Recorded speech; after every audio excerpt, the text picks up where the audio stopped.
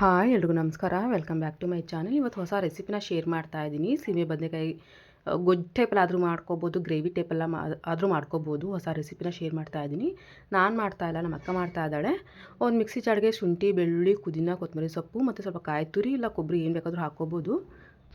ದೋಸೆಗೆ, ಚಪಾತಿಗೆ ಎಲ್ಲ ಚೆನ್ನಾಗಿರುತ್ತೆ. ನೀವು ದೋಸೆಗೆ ಇಲ್ಲ ರೊಟ್ಟಿಗೂ ಕೂಡ ಮಾಡ್ಕೋಬೋದು. ಹಾಗೆ ಇಲ್ಲಿ ಹಸಿಮೆಣ್ಸಿನ್ಕಾಯಿನ ನೀವು ಎಣ್ಣೆಯಲ್ಲಿ ಫ್ರೈ ಮಾಡಿ ಹಾಕಿದ್ರೂ ಚೆನ್ನಾಗಿರುತ್ತೆ. ಸ್ವಲ್ಪ ಧನಿಯಾ ಕೂಡ ಕ್ರಷ್ ಮಾಡಿ ಹಾಕಿದ್ದಾಳೆ, ಜೀರಿಗೆ ಕೂಡ ಹಾಕ್ತಾ ಇದ್ದಾಳೆ.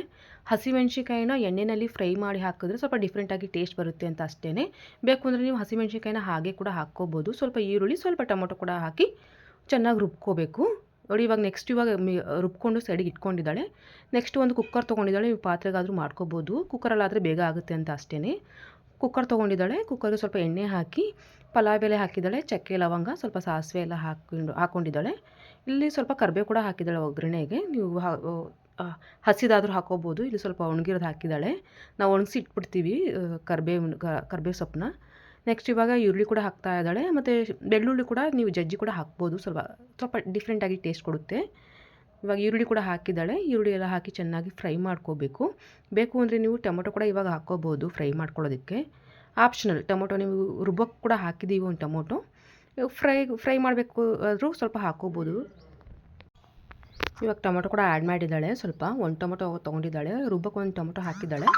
ಇವಾಗ ಸ್ವಲ್ಪ ಒಗ್ಗರಣೆಗೂ ಕೂಡ ಒಂದು ಟೊಮೊಟೊ ಹಾಕಿದ್ದಾಳೆ. ನೆಕ್ಸ್ಟ್ ಇವಾಗ ಸೀಮೆ ಬದನೆಕಾಯಿನ ಚೆನ್ನಾಗಿ ಹೆಚ್ಕೊಂಡು ಚೆನ್ನಾಗಿ ವಾಶ್ ಮಾಡಿ ಹಾಕ್ಕೊಂಡಿದ್ದಾಳೆ. ನಿಮಗೆ ಎಷ್ಟು ಬೇಕೋ ಅಷ್ಟು ನೀವು ನೋಡ್ಕೊಂಡು ಹಾಕ್ಕೊಳ್ಳಿ. ದೋಸೆಗೆ, ಚಪಾತಿಗೆ ಎಲ್ಲ ಚೆನ್ನಾಗಿರುತ್ತೆ. ಇವಾಗ ಇದಕ್ಕೆ ಸ್ವಲ್ಪ ಅರಿಶಿನ ಕೂಡ ಹಾಕ್ಕೋತಾಳೆ.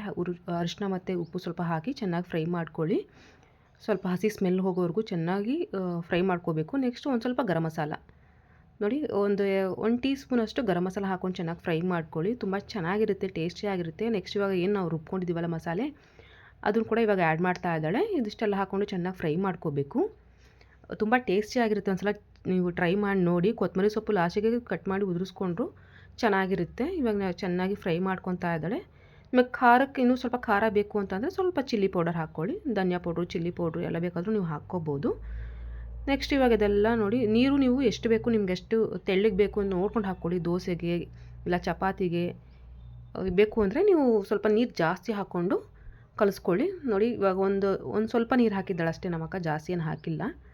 ದೋಸೆಗೆ ಮಾಡ್ತಾ ಇರೋದು ಅದಕ್ಕೇ. ನೀವು ಚಪಾತಿಗೆ ಬೇಕು ಅಂದರೆ, ರೊಟ್ಟಿಗೆ ಬೇಕು ಅಂದರೆ ಸ್ವಲ್ಪ ಜಾಸ್ತಿನೇ ಬೇಕು ಅಂದರೆ ಹಾಕ್ಕೊಳ್ಳಿ, ಇಲ್ಲ ಕಮ್ಮಿ ಬೇಕು ಅಂದರೆ ಕಮ್ಮಿ ಕೂಡ ಹಾಕ್ಕೊಳ್ಳಿ. ಇವಾಗ ಕುಕ್ಕರ್ಲಿ ಕ್ಲೋಸ್ ಮಾಡಿ ಒಂದು ವಿಜಿಲ್ ಹಾಕಿದ್ರೆ ಸಾಕು. ಗ್ರೇವಿ ರೆಡಿ ಆಗುತ್ತೆ. ತುಂಬ ಟೇಸ್ಟಿಯಾಗಿರುತ್ತೆ. ಇವಾಗ ಇದಕ್ಕೆ ನೀವು ಕಡಲೆಬೇಳೆ ಕೂಡ ಹಾಕ್ಕೋಬೋದು, ಒಗ್ಗರಣೆಗೆ ಆದರೂ ಹಾಕ್ಬೋದು, ಇಲ್ಲ ಹಾಗೆ ಕೂಡ ಹಾಕ್ಕೋಬೋದು. ಇವಾಗ ದೋಸೆ ಕೂಡ ಮಾಡ್ಕೊತಾ ಇದ್ದಾಳೆ. ನೋಡಿ ದೋಸೆ ಮಾಡ್ತಾ ಇದ್ದಾಳೆ. ದೋಸೆಗೆ ಇದು ಕಾಂಬಿನೇಷನ್ ತುಂಬ ಚೆನ್ನಾಗಿರುತ್ತೆ, ಸೀಮೆ ಬದನೆಕಾಯಿ ಗೊಜ್ಜು. ಬೇಕು ಅಂದರೆ ನೀವು ಕಡಲೆಬೇಳೆ ಹಾಕ್ಕೊಳ್ಳಿ. ಕಡಲೆಬೇಳೆ ಹಾಕಿದ್ರೆ ಇನ್ನೂ ಚೆನ್ನಾಗಿರುತ್ತೆ ಸೀಮೆ ಬದನೆಕಾಯಿಗೆ. ನೋಡಿ ಇವಾಗ ಗ್ರೇವಿ ರೆಡಿ ಆಯಿತು. ಇವಾಗ ಕೊತ್ತಂಬರಿ ಸೊಪ್ಪನ್ನ ಕಟ್ ಮಾಡಿ ಆ್ಯಡ್ ಮಾಡಿದ್ದಾಳೆ ಲಾಸ್ಟಿಗೆ.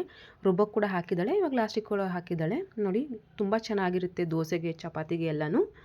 ಹಾಗೆ ನಮ್ಮ ರಾಜ್ಕುಮಾರ ನೋಡಿ ಏನು ಮಾಡ್ತಾ ಇದ್ದೀನಿ.